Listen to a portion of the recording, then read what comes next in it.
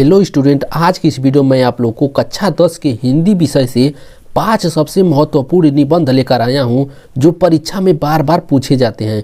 ये जो 5 मैं निबंध लेकर आया हूं वो मैं कई बोर्ड एग्जाम के मॉडल पेपर से मिलाकर, देखकर, सोचकर, समझकर लेकर आया हूं। तो इस वीडियो को आप लोग अगर पूरा देखते हैं और 5 निबंध को आप लोग अच्छे से पढ़ लेते हैं तो परीक्षा में आप लोगों को 6 नंबर देने से कोई नहीं रोक पाएगा। मैं अभी आप लोगों को लाइव प्रूफ दिखाता हूं, 2-3 मॉडल पेपर दिखाता हूं ताकि आप लोगों को भी कंफर्म हो जाए कि हाँ ये सही बोल रहे हैं।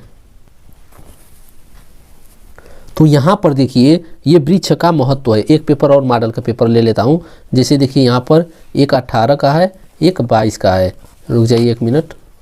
हाँ, अब देखिए समझ में आएगा। यहाँ पर देखिए पहला है आधुनिक शिक्षा और कंप्यूटर का उपयोगिता, और यहाँ पर देखिए वृक्षों का महत्व यहाँ पर दूसरा दिया है, और इसमें भी देखिए वनों का महत्व, मतलब ये दोनों एक ही है। देखिए सेम टू सेम ये मिल रहा है दोनों में। और यहाँ पर देखिए पर्यावरण संरक्षण है, और यहाँ पर देखिए पर्यावरण प्रदूषण है, मतलब पर्यावरण से रिलेटेड है, दोनों सेम ही है। इसीलिए मैं बोल रहा था कि इसको आप लोग अच्छे से पूरा देख लीजिएगा ताकि अच्छे से समझ में आ जाएगा। और 2023 के बोर्ड एग्जाम में आप लोग इतना अच्छे से आप लोग तैयारी करके जाइएगा कि 90+ मार्क्स आना चाहिए। ये आप लोग टारगेट बनाकर जाइएगा। तो चलिए अब वीडियो को स्टार्ट करते हैं। तो देखिए यहाँ पर कक्षा 10वीं के हिंदी के 5 महत्वपूर्ण निबंध, इसको आप लोग अच्छे से देखिए।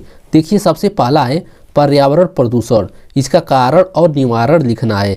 ये तो मोस्ट इम्पॉर्टेंट है, इसको आप लोग जरूर तैयार कर लीजिएगा। चाहे आप लोग 10 में हो, चाहे आप लोग 12 में हो, दोनों बोर्ड एग्जाम में जरूर ये पूछा जाता है। पर्यावरण प्रदूषण, पर्यावरण से रिलेटेड सभी प्रश्न पूछे जाते हैं। नेक्स्ट है दूसरा स्वास्थ्य और शिक्षा, इस पर भी निबंध पूछे जाते हैं अक्सर, इसीलिए मैं छाट कर बहुत अच्छे से लेकर आया हूँ। अब अगला देखिए तीसरा है वृक्षों का महत्व। यहाँ पर वृक्षों का महत्व लिखा रहेगा, चाहे वनों का महत्व, इसमें सेम ही होगा। नेक्स्ट है विद्यार्थी और अनुशासन, मतलब विद्यार्थी के बारे में लिखना होगा, और अनुशासन मतलब अनुशासन कैसा रहता है इसके बारे में लिखना रहता है। नेक्स्ट है 5वां बेरोजगारी की समस्या। बेरोजगारी तो इस समय बहुत है, लॉकडाउन के बाद बेरोजगारी बहुत है, इसीलिए अक्सर ये निबंध पूछा जाता है। तो आप लोग अच्छे से तैयार कर लीजिएगा। तो चलिए मैं सबसे पहले आप लोगों को पर्यावरण प्रदूषण के बारे में निबंध कैसे लिखा जाता है और कैसे हेडिंग डाला जाता है और कैसे लिखा जाता है बोर्ड एग्जाम में, ताकि 6 में 6 नंबर पूरा मिल जाए। तो चलिए अब यहाँ पर देखिए। तो सबसे पहले आप लोग समझ लीजिए कि पर्यावरण प्रदूषण पर जब निबंध पूछा जाता है बोर्ड एग्जाम में तो कितने प्रकार से आ सकता है। तो आइए यहाँ पर देखते हैं। तो यहाँ पर देखिए है पर्यावरण प्रदूषण पर, तो देखिए इस प्रकार से पर्यावरण प्रदूषण या प्रदूषण पर्यावरण और मानव जीवन, अथवा पर्यावरण सुरक्षा इस तरह भी पूछ सकता है, अथवा पर्यावरण एवं स्वास्थ्य इस तरह भी पूछ सकता है, अथवा प्रदूषण एवं कारण एवं निवारण इस प्रकार से भी पूछ सकता है, अथवा पर्यावरण प्रदूषण से मुक्ति इस प्रकार से भी पूछ सकता है। तो आप लोग इसको ध्यान से देख लीजिएगा और इसका स्क्रीनशॉट भी ले लीजिएगा। अगर इसमें से कोई भी प्रश्न आ जाता है तो समझिएगा पर्यावरण प्रदूषण के बारे में ही लिखना है। तो बोर्ड एग्जाम में निबंध लिखने के लिए सबसे पहले आप लोग बीच में ऊपर प्रश्न डाल लीजिएगा, चौथा प्रश्न है, फिर उसके बाद हेडिंग डाल लीजिएगा पर्यावरण प्रदूषण, इस तरह बीच में लिख लीजिएगा। फिर उसके बाद यहाँ पर इस तरह प्रस्तावना लिख दीजिएगा, प्रस्तावना हेडिंग डालिएगा। फिर उसके बाद इस तरह लिखिएगा। देखिए मैं बताता हूँ, यहाँ पर देखिए लिखिएगा पर्यावरण प्रदूषण का अर्थ है पारिस्थितिकी तंत्र को परेशान करना। इस समस्या के प्रति लोगों को जागरूक होने की ज़रूरत है। वे वर्तमान में आनंद ले रहे हैं लेकिन भविष्य के परिणामों से अनजान हैं। पर्यावरण को दूषित करने से पृथ्वी का संतुलन बिगड़ेगा, इसीलिए हमें समस्या को और गंभीरता से लेने की ज़रूरत है। तो इतना आप लोग लिख देंगे तो ये प्रस्तावना कंप्लीट हो जाएगा। अब आगे देखिए इसका कौन सा हेडिंग रहेगा। अब इसका नेक्स्ट हेडिंग डालेंगे पर्यावरण प्रदूषण के प्रकार, मतलब पर्यावरण प्रदूषण कितने प्रकार के होते हैं, कितने प्रकार से फैलते हैं। तो इस तरह लिख देंगे विकासशील देशों में औद्योगिक एवं रासायनिक कचरे के बढ़ने के कारण जल ही नहीं वायु और पृथ्वी भी प्रदूषण से ग्रस्त हो रही है।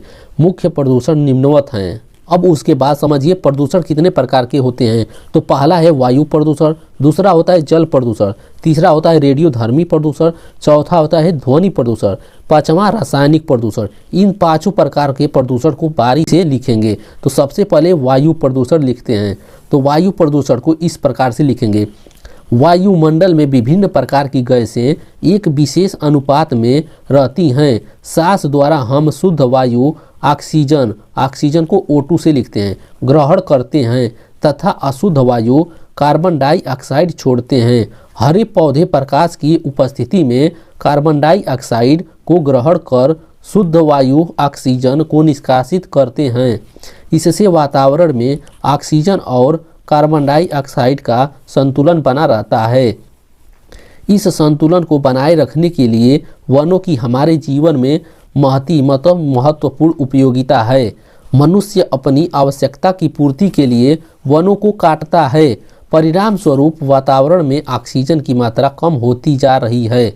इसके प्रभाव से पत्तियों के किनारे नसों के मध्य सूख जाता है। वातावरण में वायु को प्रदूषित करना वायु प्रदूषण कहलाता है। जहरीली गैस और धुआं हवा में मिल जाती है और वायु प्रदूषण को जन्म देती है। कार्बन मोनोऑक्साइड और सल्फर डाइऑक्साइड जैसे विभिन्न गैस सांस लेने के लिए अत्यधिक जहरीली होती हैं।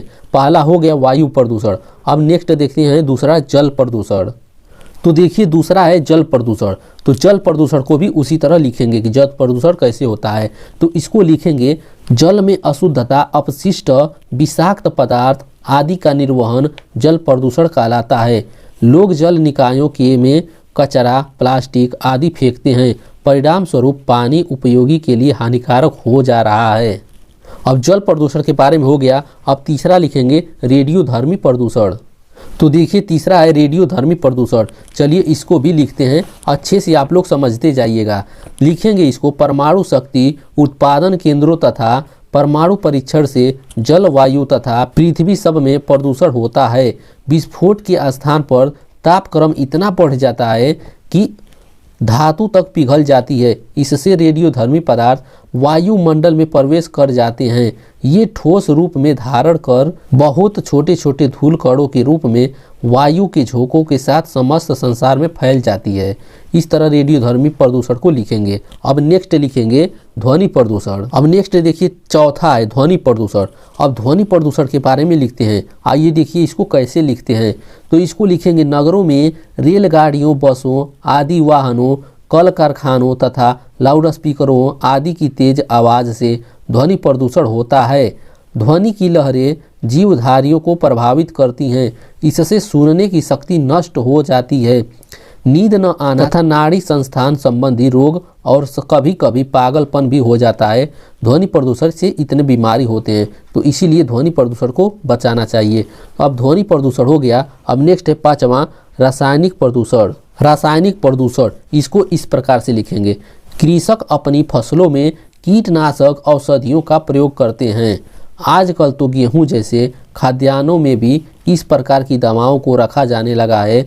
इन दवाइयों के अंधाधुंध प्रयोग से मानव तथा पक्षियों के स्वास्थ्य पर बहुत बुरा प्रभाव पड़ रहा है। अब ये प्रदूषण के प्रकार तो कंप्लीट हो गए। अब देखिए आगे क्या लिखते हैं, आइए आगे देखिए।